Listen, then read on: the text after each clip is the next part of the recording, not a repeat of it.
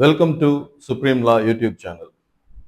இந்த வீடியோவில் நம்ம பார்க்க போகிற தலைப்பு என்ன அப்படின்னா, அப்பார்ட்மெண்ட் அது சம்மந்தப்பட்ட சட்டங்கள்.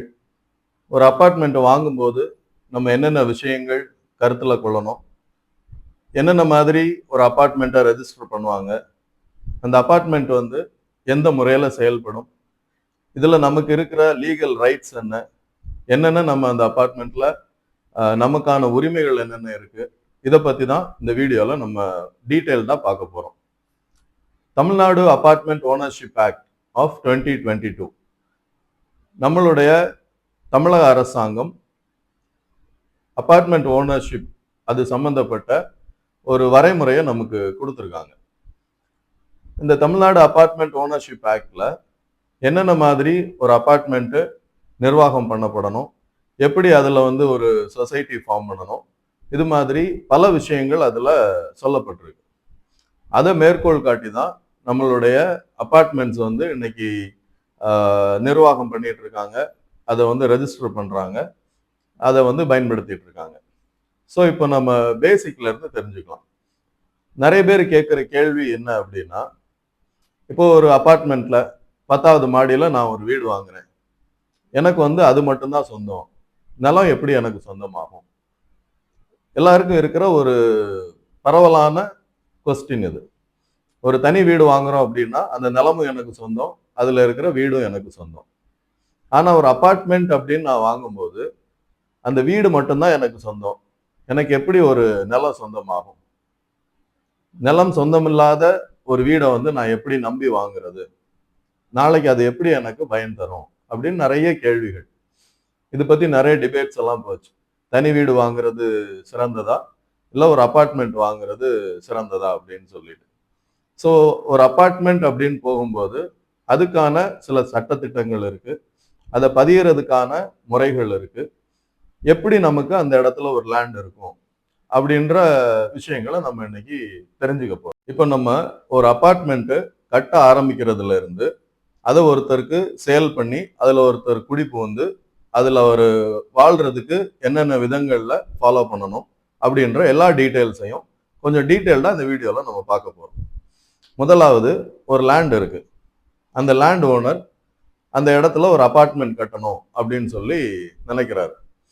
இப்போ அவர் என்ன பண்ணுவார் அப்படின்னா, ஒரு பில்டர், அதாவது கட்டிடம் கட்டி கொடுக்குற கம்பெனி வச்சிருக்கிற ஒருத்தர்கிட்ட அணுகுவார். அவங்க வந்து ஒரு அக்ரிமெண்ட் போடுவாங்க, இந்த மாதிரி இந்த இடம் என்னுடையது, இதில் இந்த அப்பார்ட்மெண்ட்டை நான் கன்ஸ்ட்ரக்ஷன், பில்டர் வந்து கன்ஸ்ட்ரக்ஷன் பண்ண போகிறாங்க, இதை வந்து சேல் பண்ணி நாங்கள் எங்களுக்குள்ள அந்த அமௌண்ட்டை வந்து பர்சன்டேஜ் நாங்கள் பிரிச்சுக்குவோம் அப்படின்னு சொல்லி ஒரு அக்ரிமெண்ட் போடுவாங்க மியூச்சுவலாக. போட்டுட்டு ஒரு அப்பார்ட்மெண்ட்டை அங்கே கன்ஸ்ட்ரக்ட் பண்ண ஆரம்பிப்பாங்க.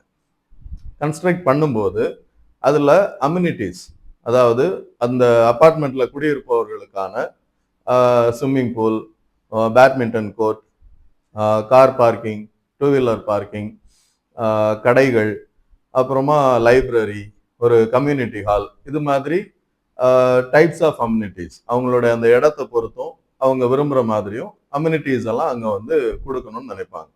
இதுக்காக ஒரு பிளான் வந்து அவங்க போட்டு அதை கார்பரேஷன்லேருந்து அப்ரூவல் வாங்குவாங்க. இந்தந்த இடத்துல நாங்கள் இந்தந்த பில்டிங் கட்ட போகிறோம், இந்தந்த இடத்துல வந்து இந்த ஷாப்ஸ் வருது, இங்கே வந்து லைப்ரரி வருது, இங்கே கம்யூனிட்டி ஹால் வருது, இங்கே பார்க்கிங் இருக்குது அப்படின்னு சொல்லி அதை தனியாக பிரித்து கார்பரேஷன்லேருந்து ஒரு அப்ரூவல் வாங்குவாங்க. அந்த அப்ரூவல் வாங்கினதுக்கு அப்புறமா அந்த பிளான்ல என்ன இருக்கோ அதுக்கு ஏற்ற மாதிரி பில்டிங்ஸ் வந்து கன்ஸ்ட்ரக்ஷன் பண்ணுவாங்க.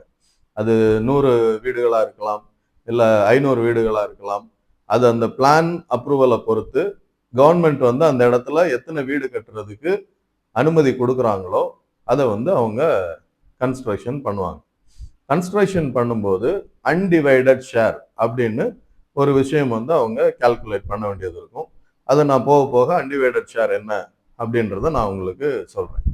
சரி, இப்போ வந்து ஒரு வீடு கட்டிட்டாங்க, அப்பார்ட்மெண்ட்டில் ஒரு 100 வீடு கட்டியிருக்காங்க அப்படின்னு நம்ம வச்சுக்கலாம். இப்போ வீடு கட்டியாச்சு, இதை வந்து சேல் பண்ணணும்.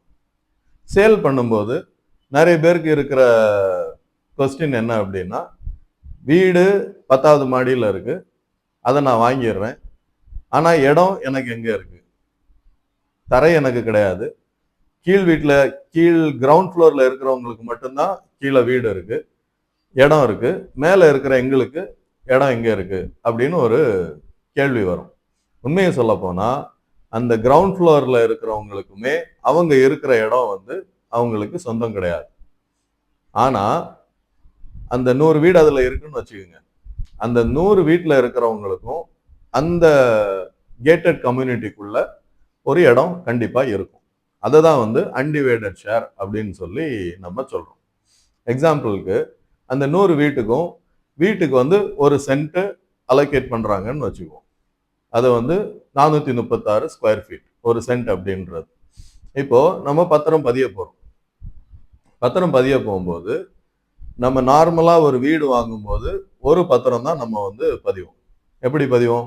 இந்த இடம் இந்த எல்லைக்கு உட்பட்டது, இந்த கார்பரேஷன் லிமிட்ல வருது, இதனுடைய முன்னாடி இவர்கிட்ட இருந்தது, அவர்கிட்ட இருந்து நாங்க வாங்குறோம், இதுக்கு 4 மால், இது முன்னாடி இவங்க இருக்காங்க, பின்னாடி இந்த வீடு, இந்த வலது பக்கம் ரோடு, இடது பக்கம், அதாவது 4 மால்ன்றது 4 டைரக்ஷன்லையும் யார் யாரோட ப்ராப்பர்ட்டி இருக்கு, இதெல்லாம் வச்சு ஒரு இடத்த நம்ம வாங்குவோம். ஒரு தனி வீடை நம்ம வாங்குறோம். இது அப்பார்ட்மெண்ட் அப்படின்னு நீங்க வாங்கும்போது எப்படி அவங்க பதிஞ்சு கொடுப்பாங்க அப்படின்னு பாத்தீங்கன்னா 2 பத்திரம் உங்களுக்கு வரும். ஒன்று யூடிஎஸ்க்கான பத்திரம், அதாவது அந்த நிலத்திற்கான பத்திரம்.